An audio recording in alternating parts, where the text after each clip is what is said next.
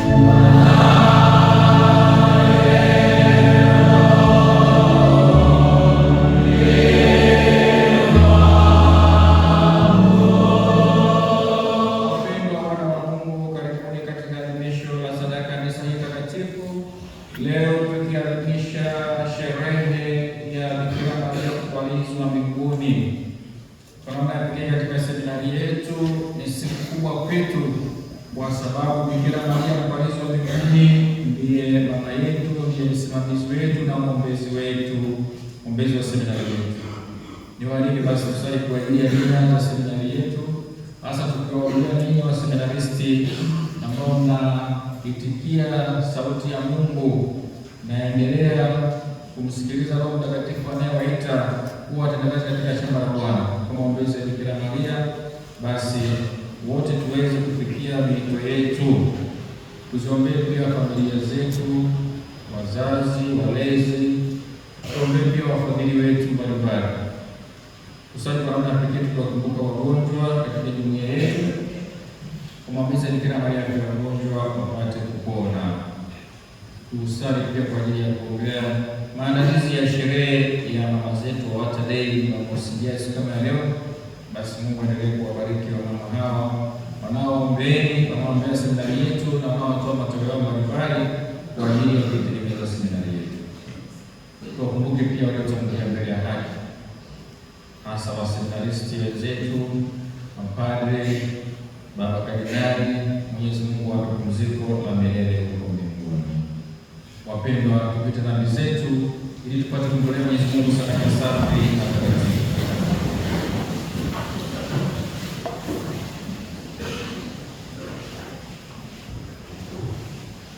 Na mngamia Mungu Mwenyezi,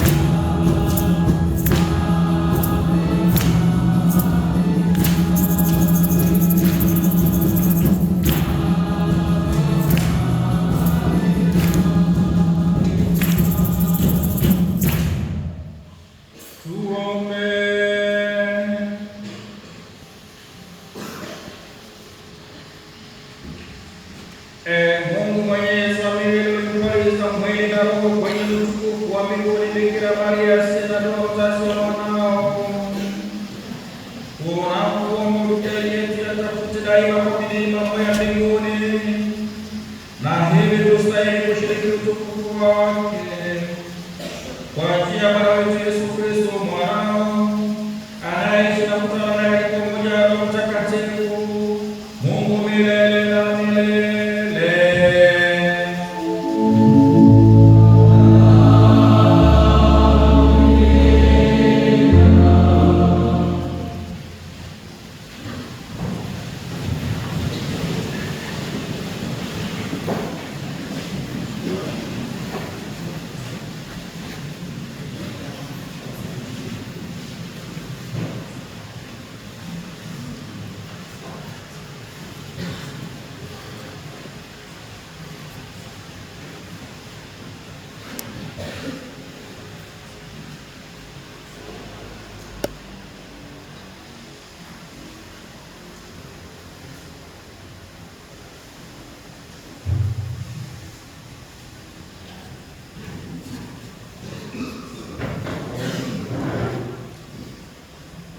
Somo la kitabu cha Ufunuo. Hekalu la Mungu lililoko mbinguni likafunguliwa, na sanduku la agano lake likaonekana ndani ya hekalu lake. Kukawa na umeme na sauti na radi na tetemeko la nchi na mvua ya mawe nyingi sana. Na ishara kuu ilionekana mbinguni: mwanamke aliyevikwa jua na mwezi ulikuwa chini ya miguu yake, na juu ya kichwa chake taji ya nyota 12. Naye alikuwa ana mimba akilia, hali ana uchungu na kuumwa katika kuzaa. Ikaonekana ishara nyingine mbinguni, na tazama, joka kubwa jekundu alikuwa na vichwa 7 na pembe 10, na juu ya vichwa vyake vilemba 7, na mkia wake wakakokota theluthi ya nyota za mbinguni na kuziangusha katika nchi. Na yule joka akasimama mbele ya yule mwanamke aliye tayari kuzaa, ili azaapo amle mtoto wake. Naye akazaa mtoto mwanamume, yeye atakaye wachunga mataifa yote kwa fimbo ya chuma. Na mtoto wake akanyakuliwa hata kwa Mungu na kwa kiti chake cha enzi. Yule mwanamke akakimbilia nyikani, ambapo ana mahali palipotengenezwa na Mungu, ili wamlishe huko muda wa siku 1260. Nikasikia sauti kuu mbinguni ikisema, sasa umekuwa wokovu na nguvu na ufalme wa Mungu wetu na mamlaka ya Kristo wake, kwa maana ametupwa chini mshtaki wa ndugu zetu. Yeye awashtakie mbele za Mungu wetu mchana na usiku. Neno la Bwana.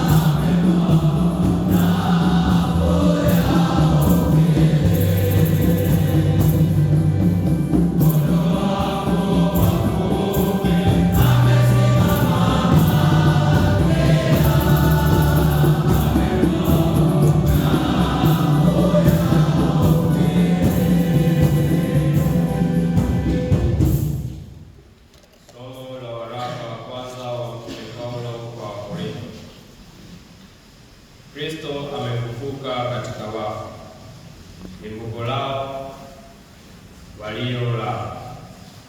Maana kwa kuwa mauti ililetwa na mtu, kadhalika na kinyama ya wafu ililetwa na mtu.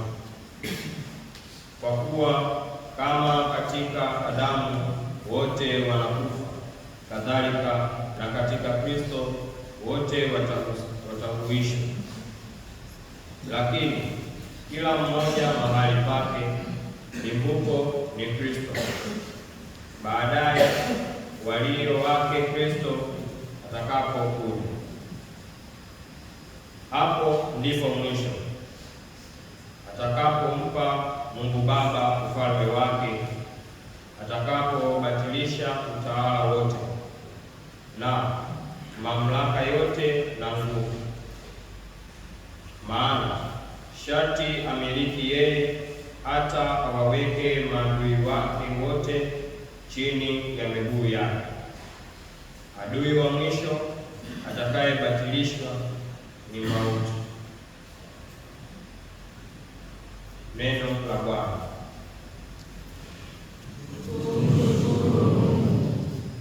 Shangilini.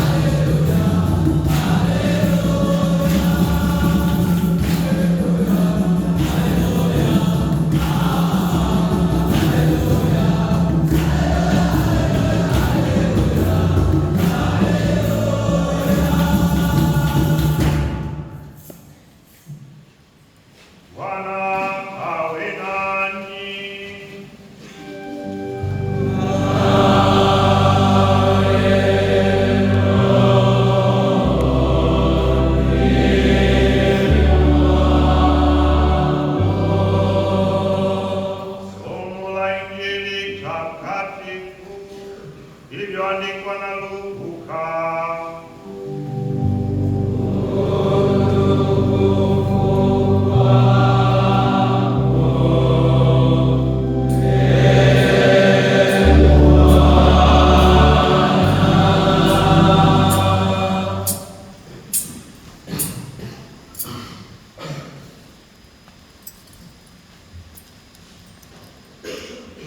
Mariamu aliondoka akaenda hata nchi ya milimani kwa haraka mpaka mji mmoja wa Yuda, akaingia nyumbani kwa Zakaria akamwamkia Elizabeti.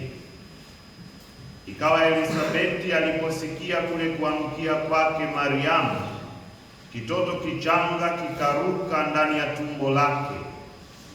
Elizabeti akajazwa Roho Mtakatifu, akapaza sauti kwa nguvu akasema, umebarikiwa wewe katika wanawake, naye mzao wa tumbo lako amebarikiwa.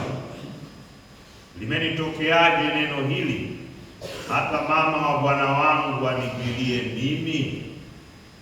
Maana sauti ya kuamkia kwako ilipoingia masikioni mwangu, kitoto kichanga kikaruka kwa shangwe ndani ya tumbo langu.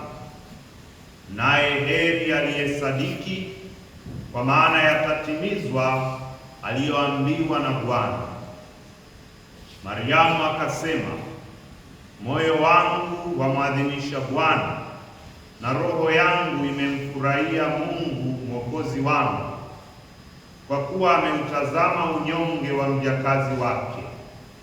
Kwa maana tazama, tokea sasa vizazi vyote wataniita mbarikiwa, kwa kuwa mwenye nguvu amenitendea makuu, na jina lake ni takatifu. Na rehema zake hudumu vizazi hata vizazi kwa hawa wanaomcha. Amefanya nguvu kwa mkono wake, amewatawanya walio na kiburi katika mawazo ya mioyo yao.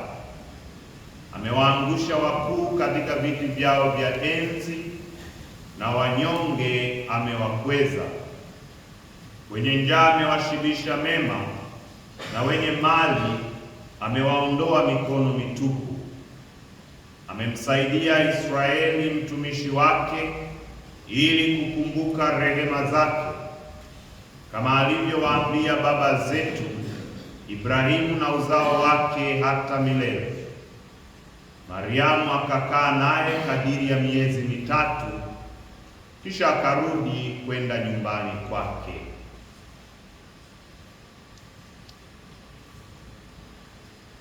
Neno la Bwana.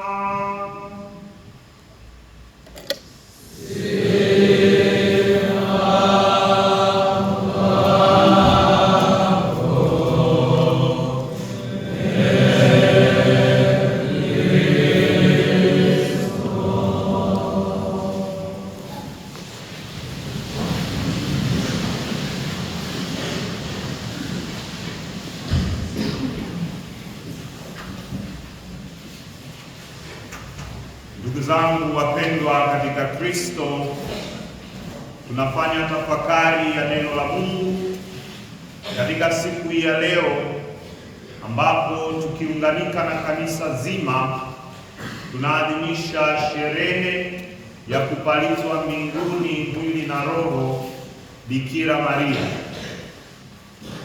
Aidha, kwetu sisi kama jumuiya ya seminari, kwa moyo wa shukrani tunaiadhimisha siku hii ya leo kama siku yetu, kwa sababu Bikira Maria mpalizwa mbinguni ni mwombezi wetu.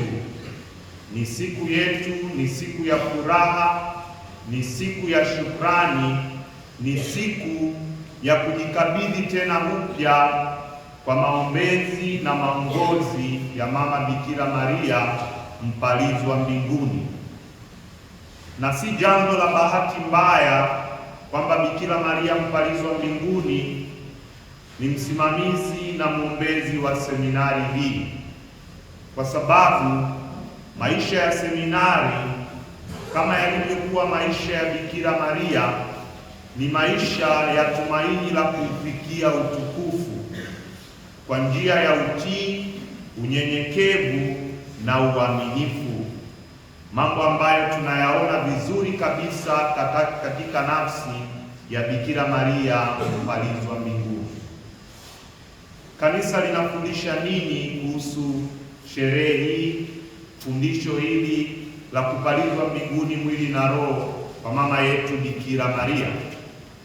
Kupitia waraka wake unaoitwa Munificentissimus Deus, Papa Pius wa 12 mwaka 1950 aliandika akisema, Mama Bikira Maria baada ya kumaliza safari ya maisha yake ya hapa duniani alipalizwa mbinguni mwili na roho katika utukufu wa Mungu.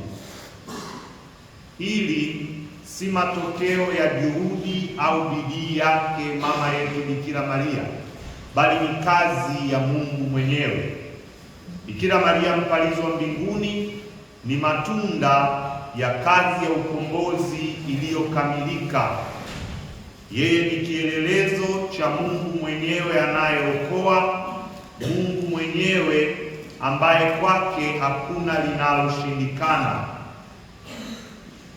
Bikira Maria mpalizwa mbinguni ni utimilifu wa ahadi ya Kristo mwenyewe aliyesema, mtu akinitumikia na anifuate, nami nilipo ndipo na mtumishi wangu atakapokuwako.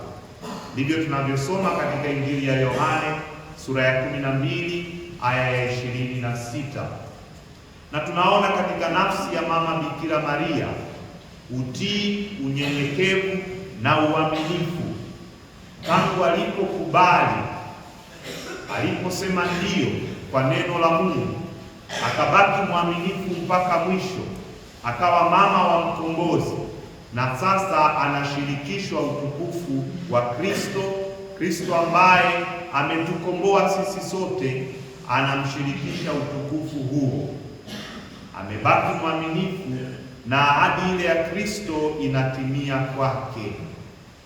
Sisi tunajifunza nini kutoka kwa mama yetu Bikira Maria leo tunapoadhimisha sherehe hii kubwa? Yapo mambo matatu ambayo ningetamani tuyatafakari sote pamoja tunapoadhimisha sherehe hii na tunapoenzi siku hii kama siku ya seminari yetu. Utii wetu kwa neno la Mungu. Tunajifunza kwake mama Bikira Maria aliyesema ndio kwa sauti ya Mungu. Alipoitwa kuwa mama wa mkombozi, akakubali kwa moyo wake wote mapenzi ya Mungu yatimizwe, na akabaki mwaminifu katika lile ambalo alikubali kulitekeleza. Hata katika magumu na changamoto, katika mateso, alibaki mwaminifu. Alimpokea Kristo, nafsi ya pili ya Mungu, kuwa mwanaye, na akabaki mwaminifu mama wa mkombozi tangu Kristo alipokuwa mdogo mpaka hata alipokufa msalabani. Mama yetu Bikira Maria tunamuona katika uaminifu wake. Ndio yake ilibaki kuwa ndio kweli tangu mwanzo mpaka mwisho. Na lipo jambo lingine la pili ambalo tunajifunza kwake na tunaliona hata katika Injili: huduma na upendo. Alipokwenda kumsalimia Elizabeti binamu yake, alijitoa katika unyenyekevu ule ule kuwahudumia wengine na kuonesha upendo kwao. Hakujivuna kwa sababu ya nafasi yake kama mama wa mkombozi, ila anaonyesha unyenyekevu, anaonyesha utii, anaonyesha upendo na huduma. Na jambo la tatu ni tumaini lake la kushiriki utukufu. Tunajua safari yake haikuwa rahisi. Tunasoma hata habari za mateso 7 ya mama Bikira Maria, lakini alikuwa na tumaini la utukufu, tumaini la kushiriki utukufu ule ule wa Kristo. Akabaki mwaminifu katika njia yake, katika wito wake. Haya matatu, yani ndio yetu kwa Mungu, upendo na huduma wetu kwa wenzetu, na tumaini letu la ufufuko, tumaini letu la utukufu, yanatuhusu hata sisi kama Wakristo, lakini vile vile kipekee kama jumuiya ya seminari. Tumeitwa sisi sote kwanza kuwa wana wa Mungu, na kila mmoja kwa nafasi yake kumtumikia Mungu kwa wito ambao sisi tunaupokea. Ndio yetu na iwe ndio kweli. Tubaki waaminifu katika kile ambacho tunakipokea na tunaahidi mbele ya Mungu, kwa sababu kile tunachokiahidi sisi kwa Mungu kinatugusa sisi, lakini vile vile kinawagusa wengine. Tukikifanya vizuri, kinakuwa faida kwa wengine. Kukubali kwake mama Bikira Maria kuwa mama wa mkombozi alikuwa sababu ya kutuletea sisi mkombozi duniani, alitugusa sisi sote kwa ndio yake, nasi tunaalikwa hivyo hivyo. Tunapopokea wito wa Mungu, sauti yake, basi tubaki waaminifu na ndio yetu iwe ndiyo kweli. Na hasa sisi ambao tunatamani katika siku za usoni kumtumikia Mungu kama watumishi katika kanisa, tunapaswa kuwa waaminifu katika kile tunachokipokea, kile ambacho tunakiahidi kwake Mungu mwenyewe. Na lingine ni la upendo na huduma. Hilo linajieleza vizuri katika maisha ya wito ambao sisi tunauchuchumilia, ambao tunauendea. Tumeitwa kuwahudumia wengine kwa mambo ambayo yanamhusu Mungu. Wakati tutakapofika tukajiweka katika huduma hiyo, tukawekwa katika huduma hiyo, basi wajibu wetu ni kujitoa kwa upendo wa dhati kuwahudumia wengine. Na tatu ni tumaini hilo la utukufu, kwamba tunajua sio tu nia yetu kufikia lengo kwa mapadre, lakini mwisho wa siku ni kuwa watakatifu. Tunaishi katika tumaini hilo na tunajifunza vizuri kwa Mama Bikira Maria. Haikutosha tu kuwa mama wa mkombozi, alijua kwamba liko jambo lingine kubwa zaidi, kushiriki utukufu wa Kristo mwenyewe, na akabaki mwaminifu hata katika kipindi kigumu. Sisi wenyewe tunatamani kuishi katika tumaini hili, na leo tunapoadhimisha sherehe hii, basi tunaomba maombezi ya mama yetu Bikira Maria, atuombee tuwe kweli watu wa ndio thabiti kwa Mungu, watu wa upendo na huduma, na wenye tumaini la utukufu.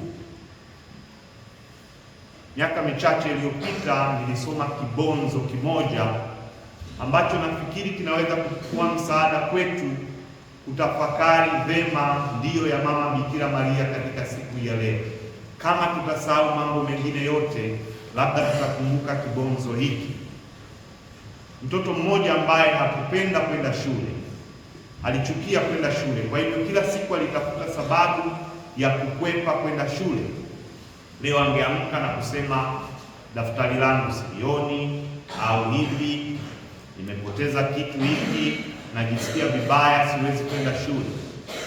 Siku moja usiku, akiwa amejiegesha amelala, anafikiria ni namna gani kesho yake atakwepa kwenda shule. Akasikia wameingia watu ndani, wadogozi wanachukua vitu, wanaiba vitu ndani, na yeye akawa amewaona, lakini wazazi wake walikuwa wamelala, hawakuwa wamestuka kujua kwamba wanaibiwa ndani. Yeye akasubiria wamekusanya vitu vyao vyote, na akamkamata mmoja mguu wakati wanataka kuondoka wale vibaka. Akamwambia, usipochukua mfuko wangu wa madaftari ninamwamsha baba. Akamwamsha baba, ukamata, usipochukua mfuko wangu wa madaftari. Alikuwa tayari kuachia mali nyingine ya nyumbani iende ili yeye apate sababu ya kukwepa shule siku iliyofuata. Sasa sisi wakati mwingine tunachokifanya kinaweza kuathiri wengine au kinaweza kuwa na faida kwa wengine. Yeye katika madhaifu na uzembe wake alikubali hata kuathiri vitu vya nyumbani vikondoke, lakini aweze kulinda ule uzembe wake. Sisi tunaalikwa kuwa tofauti, tukitambua kwamba tunayoyafanya yanawagusa vile vile wengine, yanaweza kuwa msaada kwa wengine au yasiwe msaada kwa wengine. Leo tunapoadhimisha sherehe hii, tujifunze kwa mama Bikira Maria ambaye kwa ndio yake sisi tulimpata mkombozi, na akabaki mwaminifu katika kile ambacho aliahidi, kile ambacho alikiweka kama nadhiri yake kwa Mungu. Sisi wenyewe tunaomba hilo ndio yetu iwe ndio kweli, ili mwisho wa siku basi uweze kushiriki huo utukufu wa Mungu mwenyewe ambao mama yetu Bikira Maria Mfalme wa mbinguni anaushiriki. Tumsifu Yesu Kristo.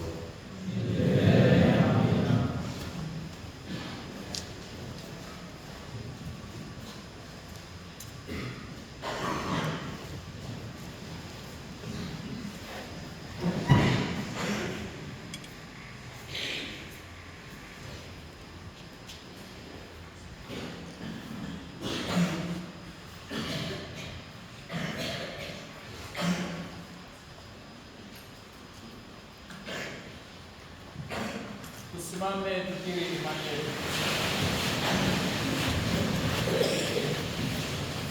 Na sadiki kwa Mungu mmoja, Baba Mwenyezi, Muumba mbingu na dunia na vitu vyote vinavyoonekana na visivyoonekana, na sadiki kwa Bwana mmoja, Yesu Kristo, mwana pekee wa Mungu, aliyezaliwa kwa Baba tangu milele yote, Mungu aliyetoka kwa Mungu, mwanga kwa mwanga, Mungu kweli kwa Mungu kweli, aliyezaliwa bila kuumbwa, mwenye Mungu mmoja na Baba, ambaye vitu vyote vimeumbwa naye, alishuka kutoka mbinguni kwa ajili yetu sisi wanadamu na kwa ajili ya wokovu wetu, akapata mwili kwa uwezo wa Roho Mtakatifu, kwake Bikira Maria, akawa mwanadamu, akasulubiwa kwa ajili yetu sisi kwa mamlaka ya Poncio Pilato, akateswa, akafa, akazikwa. Siku ya tatu akafufuka kadiri ya maandiko, akapaa mbinguni, ameketi kuume kwa Baba, atakuja tena kwa utukufu kuwahukumu wazima na wafu, nao ufalme wake hautakuwa na mwisho. Na sadiki kwa Roho Mtakatifu, Bwana mleta uzima, atokaye kwa Baba na Mwana, anayeabudiwa na kutukuzwa pamoja na Baba na Mwana, aliyenena kwa kinywa vya manabii. Na sadiki kwa kanisa moja takatifu Katoliki la mitume, na ungama wa ubatizo mmoja kwa maondoleo ya dhambi, na ngojea na ufufuo wa wafu, na uzima wa milele ijayo. Amen. Ndugu zangu wapendwa, leo tunaadhimisha sherehe ya Bikira Maria Mparizi wa mbinguni, mama wa Kristo, kiumbe kiteule na msimamizi wa seminari yetu. Tumuombe Mungu Baba. Ee Bwana Mungu, twakuomba, taitikia kwa kuomba utusikie.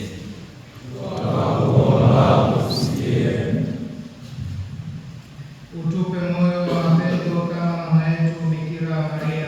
Ee Bwana, utuepushe na dhambi za kujitenga nawe, kama ulivyomkinga Bikira Maria na dhambi ya asili. Ee Bwana, kwa maombezi ya Bikira Maria aliye salama ya wagonjwa, uwasalimishe wagonjwa wa mwili na roho. Ee Bwana, kwa sala za Bikira Maria kimbilio la wakosefu, uwahurumie wakosefu wanaokukimbilia. Ee Bwana, kwa msaada wa Bikira Maria aliye msaada wa Wakristo, uwasaidie waumini wote. Ee Bwana,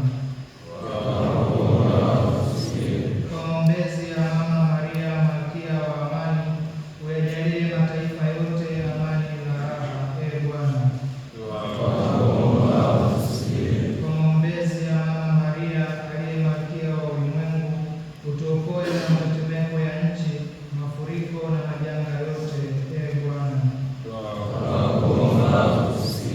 utupokee kwako mbinguni, ili tufurahi nawe na watakatifu wote. Ee Bwana,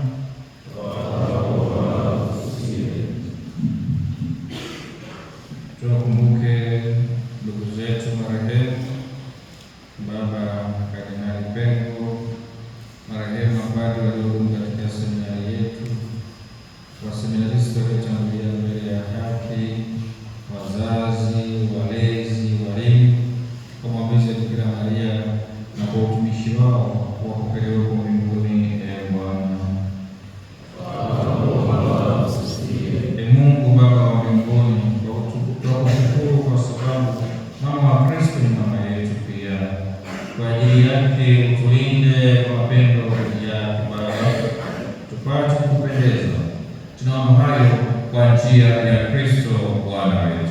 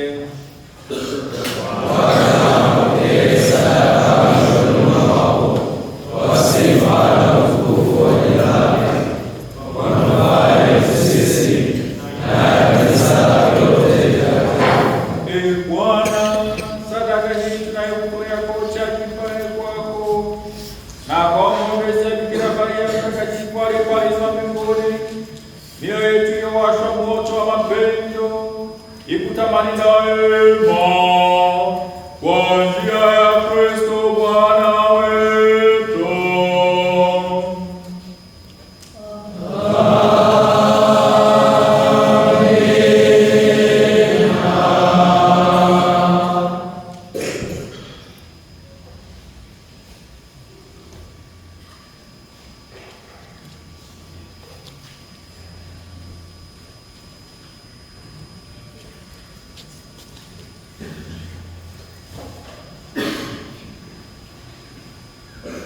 Bwana awe nanyi.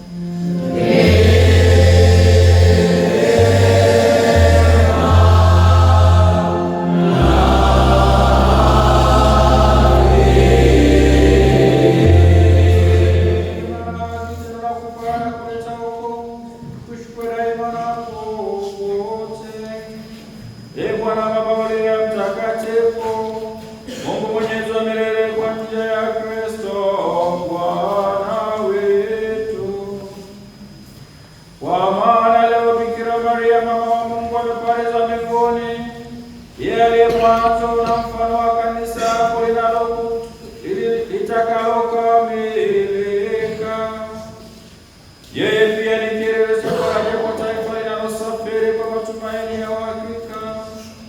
Kwa haki kabisa hukutaka waje uharibifu kaburi. Yeye ambaye kwa namna ya ajabu alimzaa mwanao aliye asili ya uzima wa vitu vyote.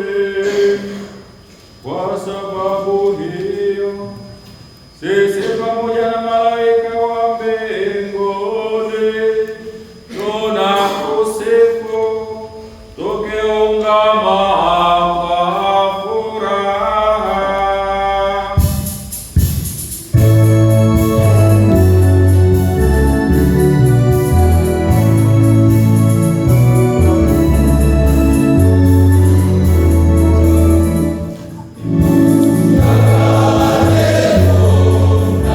Amen.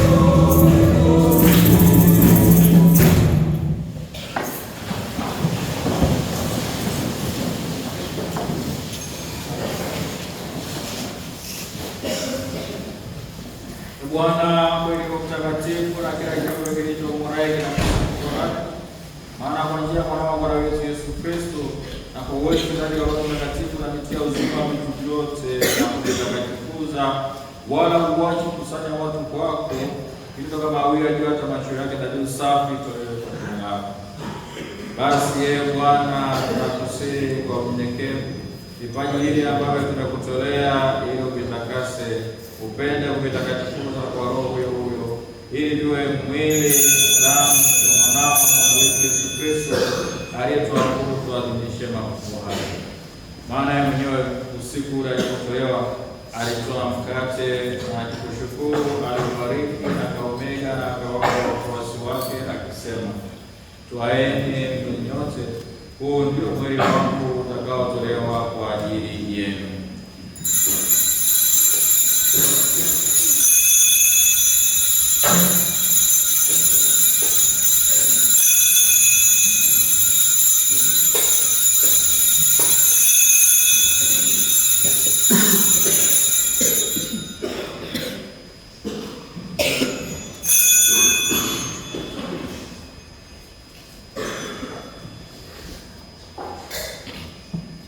Hivyo baada ya kula akitwaa kikombe na kushukuru, alikibariki na akawapa wafuasi wake akisema, twaeni mnywe nyote, hiki ndicho kikombe cha damu yangu, damu ya agano jipya na la milele, itakayomwagika kwa ajili yenu na kwa ajili ya wengi kwa maondoleo ya dhambi.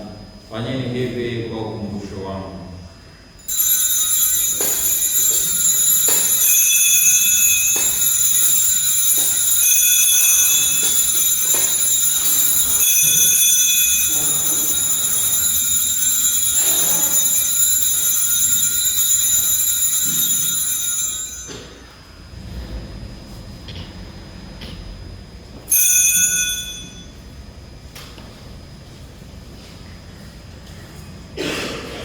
Fumbo la imani. Ee Bwana, tunatangaza kifo chako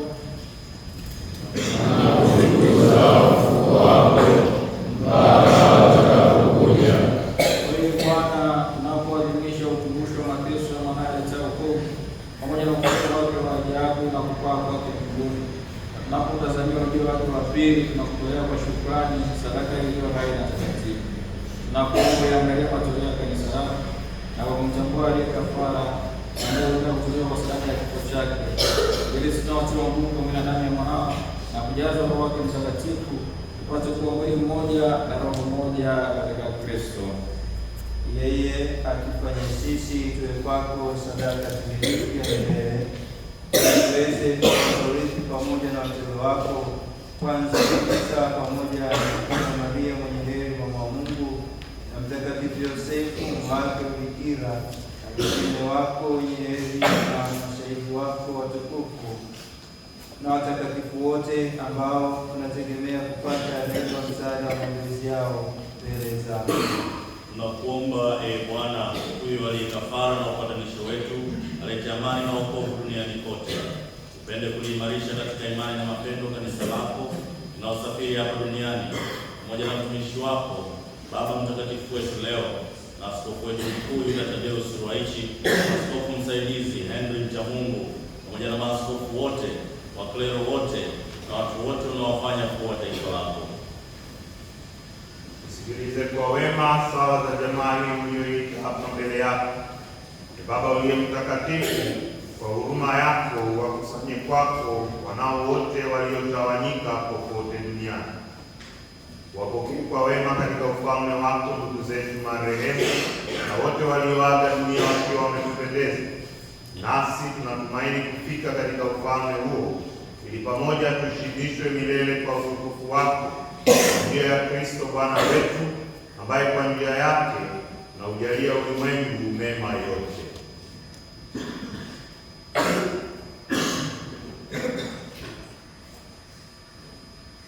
Kwa njia yake na pamoja naye na ndani yake, wewe Mungu Baba Mwenyezi, katika umoja wa Roho Mtakatifu, unapata heshima yote na utukufu milele.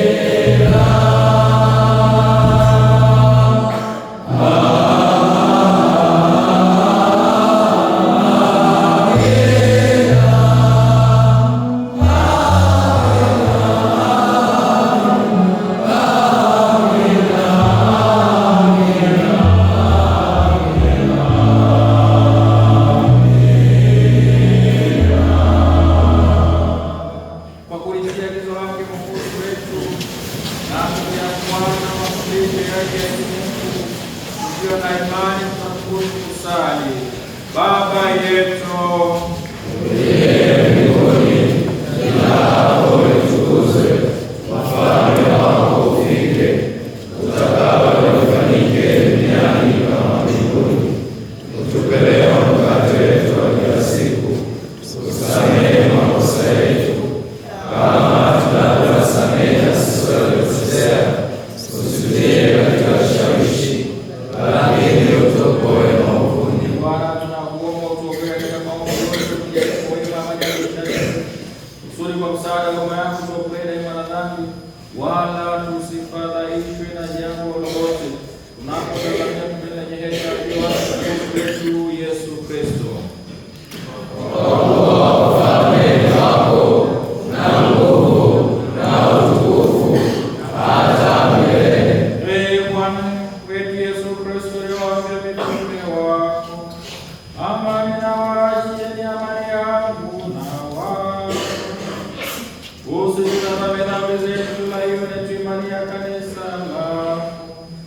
Upende kulijalia amani na umoja kama yalivyo mapenzi yako, unaishi na kutawala milele na milele.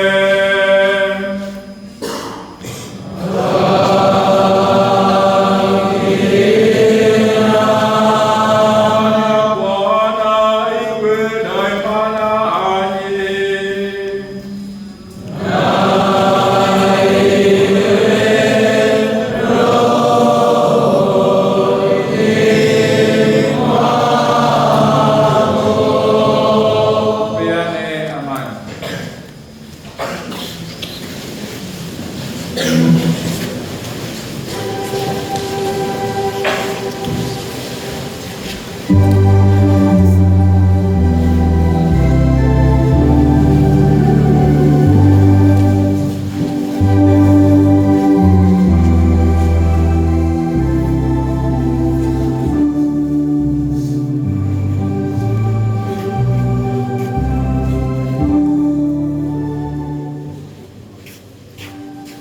Wow.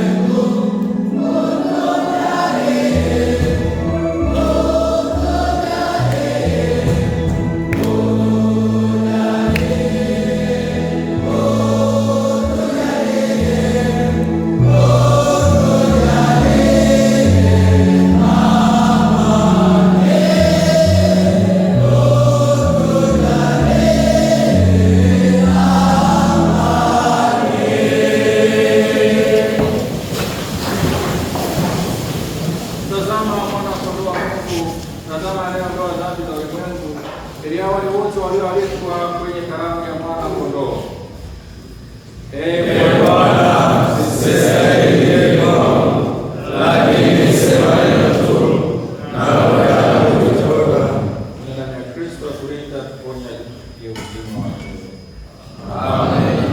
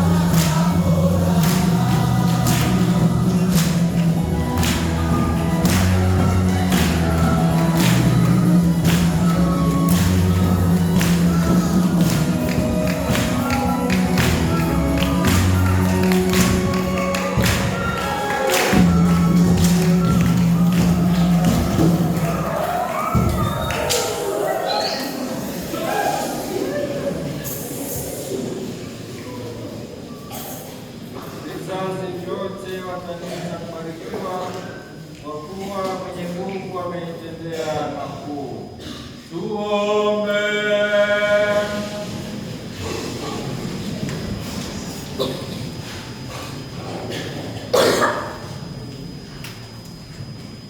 Bwana, baada ya kupokea sakramenti ya wokovu, tunakuomba tujalie kwa maombezi ya Bikira Maria mtakatifu aliyepalizwa mbinguni, tuongoze kwenye utukufu wa ufufuko, kwa njia ya Bwana wetu Yesu Kristo.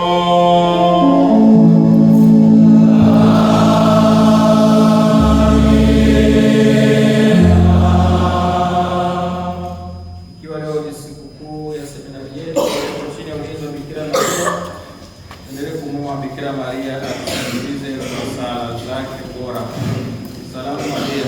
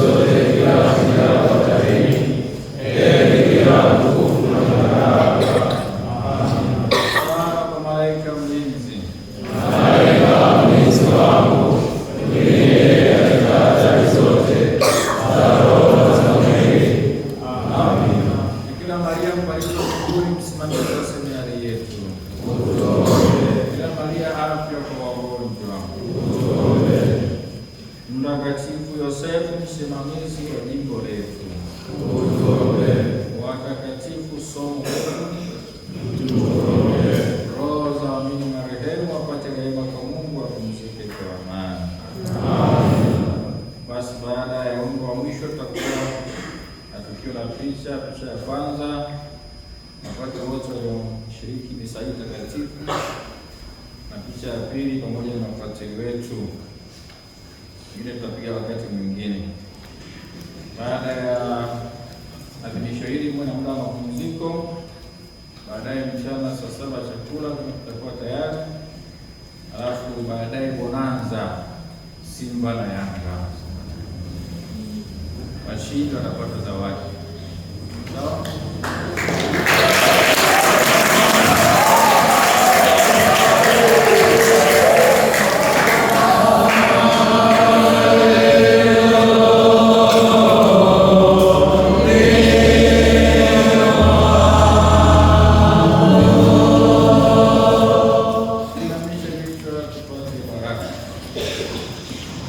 Mungu aliyependa kwa wema wake mkuu kuwakomboa wanadamu kwa kuzaliwa kwake mwanaye na Bikira Maria mtakatifu, apende kuwastawisha kwa baraka yake.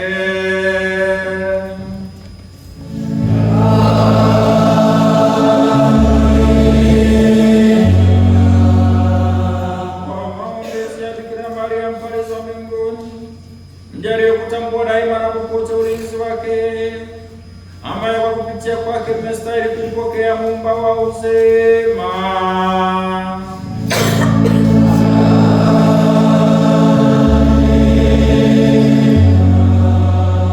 Ninyi mliokusanyika leo kwa moyo wa ibada, mjalie kumilikiwa na mapaji ya furaha za kiroho na tuzo za mbinguni.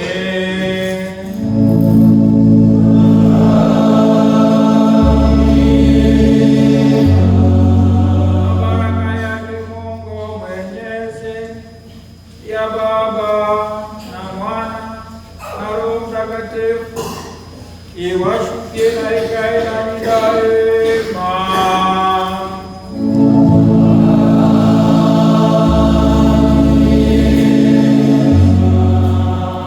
Nendeni na amani.